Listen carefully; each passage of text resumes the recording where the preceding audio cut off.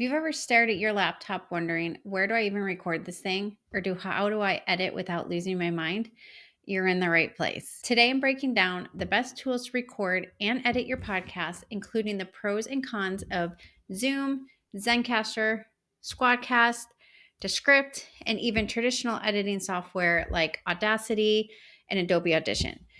So let's simplify this and get you one step closer to launching that dream podcast without feeling overwhelmed. But first, I'm Liz Chapman, and I help entrepreneurs launch and grow podcasts that captivate their audience and build their business. If you're looking for a free resource to help you launch your podcast, head to the description below and grab my free Launch Your Podcast Roadmap. Okay, first, let's talk recording tools.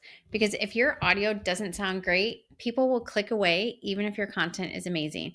A while back, I did a poll on Instagram and I asked what made someone stop listening to a podcast, and the number one answer was poor audio quality. Okay, let's start with Zoom. It's a popular choice because, let's face it, we're all familiar with it. It's easy, accessible, and you and your guests probably already know how to use it. And this is where I disagree with other podcast managers and producers. I think Zoom is perfectly fine to record with. If figuring out a new recording platform is a barrier to getting your podcast launched, then I say use Zoom. So, pros for Zoom include the fact that there is a free version up to 40 minutes. Pretty much everyone since the pandemic has learned how to use Zoom at one point or another. So if you have guests, they're usually comfortable with using it. You can record separate audio tracks for each speaker, which is essential when it comes to editing. And it's reliable for interviews when you and your guests are meeting remotely. Now, cons. Zoom does compress their audio, so the audio quality is lower compared to dedicated podcasting platforms. However, so many podcasters use Zoom to record that if it's edited well, then you probably will not notice a difference. So I say if Zoom is a barrier to getting started, just use Zoom. Okay. Next up is Zencastr. Pros of Zencastr include the fact that they offer studio quality audio. You can edit within the platform. No, I've not edited with Zencastr, so I can't speak to the ease of editing with it. On their standard plan, you get unlimited recording hours. You can record audio on separate tracks. You can record video up to 1080. They are a transcription based editor, which means when you upload the audio, it will give you a transcript and you can delete words or sections within the transcript and it will delete it from your audio or your video. So it makes editing pretty easy. Okay, cons of Zencastr. There are limited features on their free plan. Users have reported issues of a lag between when they speak and when their guest hears them. And you can record locally, but your guest still needs a stable internet connection to be able to join. SquadCast. I read somewhere that it's the VIP of podcast recording. I'm not sure that's entirely accurate. However, I do personally use SquadCast to record with, and this video you're watching right now was recorded with SquadCast. It's a little bit dark because my new video lighting setup from Amazon is coming tomorrow, so you'll see a difference in the next videos, but pros of SquadCast are studio quality sound. It's easy to use. It's easy to invite guests into. The cons of SquadCast is it can be expensive if you're just starting out. You and your guests cannot close out the recording screen until the recording has fully uploaded, and you must have a stable internet connection or you and your guest are going to have issues. So those two things are pretty important with SquadCast because you don't want to record an entire episode and then you've closed it out without it fully uploading on your end and your guest end. So your guest has to stay on until that recording is fully uploaded before you can close out. At the end of the day, any of these tools will work. It really depends on your budget and the quality you're aiming for.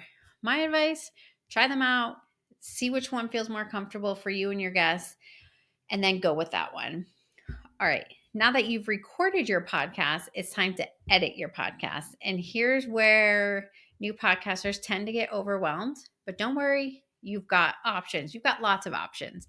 So let's break some of them down. First up, Descript. Think of it as the Swiss Army knife of podcast editing. The pros are it transcribes your audio so you can edit it like a Word document. It can be a huge time saver. The cons of using it to edit audio is that you can't fix those things like really loud breath sounds, plosives. A plosive is like a puff of air, like when you say pizza or please, that's a plosive. And mouth clicks. You hear a lot of mouth clicks when somebody is like dehydrated. You can fix those in a DAW. A DAW is a digital audio workstation, and a DAW would be Audacity or Adobe Audition. I personally edit in Adobe Audition. With Descript, there is a feature where you can bulk remove filler words, ums, or uhs with just one click.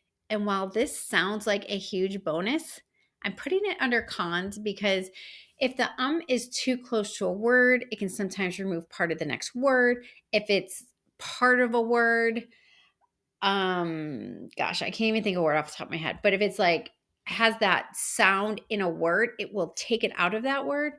So that's just something to be cognizant of if you're going to use that feature of bulk removing filler words, is sometimes it can cost you more time by having to go back and fix it. Also, you don't need to take out all the filler words because they're a natural part of our conversation. You don't want to remove some and you would want to leave some. There's an art to editing so that it continues to sound natural. Then there's Audacity, which is the OG of free audio editing tools. So when something is free, you get what you pay for. I have heard horror stories of files being lost, or when updates are made, it takes a while to relearn them. But those that I do know who use Audacity are happy with it. The pros of Audacity is that it's 100% free.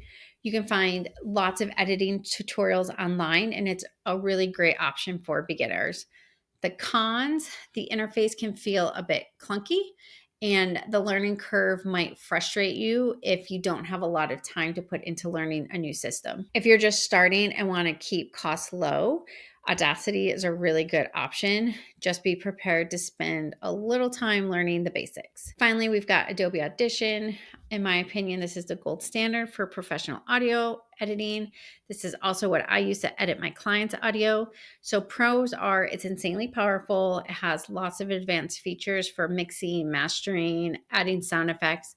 And you can find a lot of how to edit with audition videos online from Mike Russell at Music Creative. Cons are it's expensive, but if you're aiming for top tier audio quality and don't mind making that investment, Audition is a really fantastic option. For beginners, it might be better to start simple and upgrade later. I did personally learn how to edit on Adobe Audition from the very beginning, and I did not find it super difficult. My advice, start with what feels easiest to you. Descript is amazing if you're not tech savvy. Audacity or Adobe Audition might be more your style if you're up for a little learning curve. And then remember, done is better than perfect when you're starting out. Okay, we just covered a lot, and you might still be wondering which tool is the best for you. That's where I've got your back, my friend. I have my free podcast launch roadmap to guide you through every step of launching your podcast, from choosing your tools to planning your episodes and even marketing your show. You can go down to the description and grab your free copy. All right, that's it for today. Let me know in the comments which tool you're most excited to try, or if you have any questions, I'm here to help. Don't forget to like this video, subscribe for more podcasting tips, and I'll see you next week.